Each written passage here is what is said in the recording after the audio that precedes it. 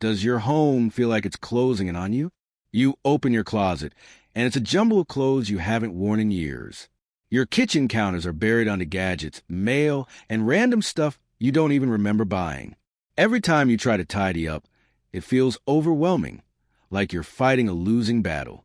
If this sounds like you, you're not alone. So many of us crave a home that feels calm, organized, like a sanctuary, but we don't know where to start.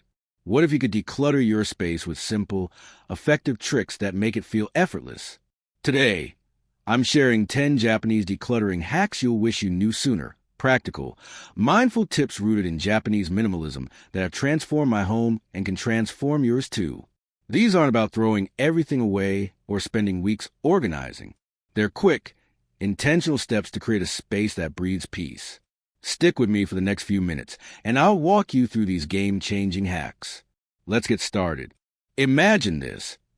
You're looking for your favorite coffee mug, but it's lost in a sea of mismatched dishes and unused appliances. Your desk is a maze of papers, cables, and sticky notes that seem to multiply overnight. Your bedroom? A pile of clothes and random items that make it impossible to relax. In America, we're taught that more stuff equals more happiness. A bigger house, a fuller closet, more gadgets. But it's not working. Studies show that clutter increases stress, anxiety, and even depression, with the average American home holding over 300,000 items. We spend hours each week searching for misplaced things, time we could spend living, not stressing. You're craving a home that feels light, where you can find what you need and feel at peace.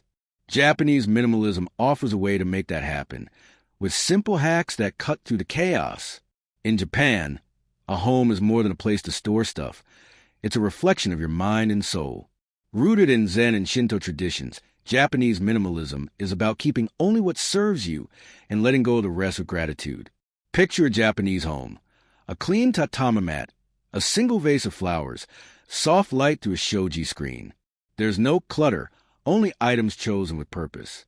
Japanese minimalists declutter not to have less, but to have more calm, more clarity, more joy.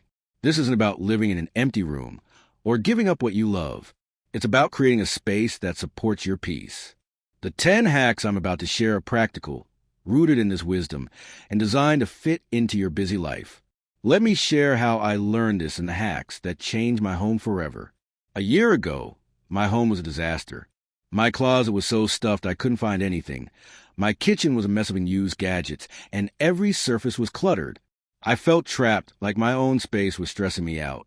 Then I discovered Japanese minimalism, and it was a revelation. I started using simple decluttering hacks inspired by their philosophy, and bit by bit, my home transformed into a sanctuary. It's not perfect, but it's lighter, more organized, and actually feels like home. Today, I'm sharing 10 Japanese decluttering hacks that help me reclaim my space and peace. These are easy, effective, and designed for anyone feeling overwhelmed by clutter.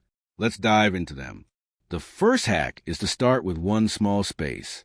Japanese minimalists don't try to declutter their entire home at once. It's too overwhelming. Pick one area, a drawer, a shelf, or your nightstand. Take everything out and sort it. Keep only what you use or love, and let go of the rest. I started with my desk drawer, tossing old pens and random papers. It took 15 minutes, and the clarity it brought was instant. Try this today. Choose one small space and declutter it in 10 minutes. You'll feel a spark of momentum that carries you forward. The second hack is to release items with gratitude. In Japan, letting go is a sacred act. When you decide to part with something, thank it for its role in your life. This makes decluttering feel meaningful, not wasteful. Hold each item and ask, do I need this? Does it bring me joy? If not, say a quiet thank you and let it go. I did this with old clothes, thanking them before donating. It felt freeing, not guilty. Try it. As you declutter, thank 5 items before letting them go. Notice how it lightens your heart. The third hack is a one-in, one-out rule. Japanese minimalists keep clutter at bay by ensuring that for every new item brought into the home, one leaves. Buy a new shirt, donate an old one. This keeps your space balanced. I started doing this with my books. If I buy a new one, I pass an old one to a friend. It's kept my shelves manageable. Try it. Next time you bring something new home, choose one item to let go. It's a simple way to prevent clutter from creeping back. The fourth hack is to give every item a home. In Japanese homes, everything has a designated spot, creating order and ease. After decluttering, assign a place for each item you keep: keys in a bowl, dishes on a shelf, papers in a folder. I organize my kitchen by giving my utensils a single drawer. Now, I always know where things are. Try this. Pick one category, like keys or chargers, and assign it a permanent spot today. Feel the calm of knowing where everything belongs. The fifth hack is to use simple storage solutions. Japanese minimalists favor minimal, functional storage, baskets, boxes, or open shelves. Avoid overcomplicating with fancy organizers. I bought a few woven baskets for my living room to hold blankets and magazines. It's clean, easy, and looks serene. Try this. Get one simple storage item, like a basket or tray, and use it to organize one area. Keep it minimal and watch your space transform. The sixth hack is to declutter by category, not room. Japanese minimalists tackle one type of item at a time: clothes, books, kitchen tools, to see the full scope of what they own. Gather all your clothes, for example, in one place, then sort. I did this with my books, realizing I had duplicates I didn't need. It made letting go easier. Try it. Choose one category, like shirts or papers, and declutter it all at once this weekend. It's eye-opening and efficient. The seventh hack is to keep surfaces clear. In Japanese homes, counters and tables are kept empty, creating a sense of calm. Cluttered surfaces make your space feel chaotic. Clear your kitchen counter or desk, keeping only one or two essential items, like a kettle or a lamp. I clear my coffee table, leaving just a small plant. It's like my living room can breathe now. Try this.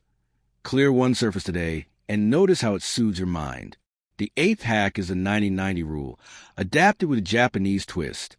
Ask yourself, have I used this in the last 90 days? Will I use it in the next 90? If not, let it go with gratitude. This keeps your home functional and intentional. I use this in my kitchen gadgets, letting go of a waffle maker I hadn't touched in months. Try it.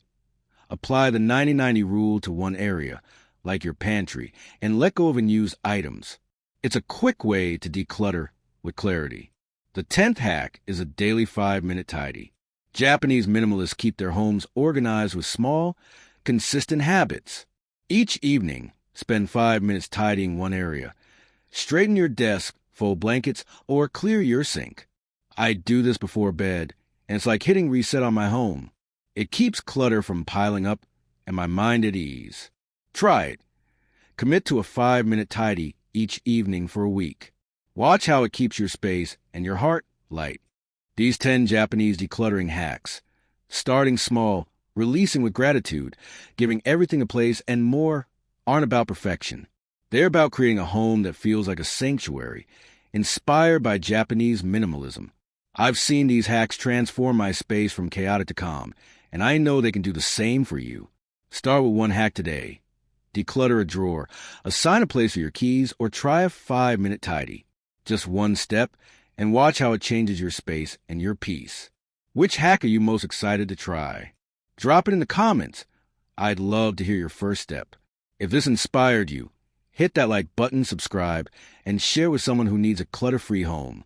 Thank you for watching, and I'll see you in the next video, where we'll explore more ways to live simply, mindfully, and joyfully. Here's to a lighter home, starting right now.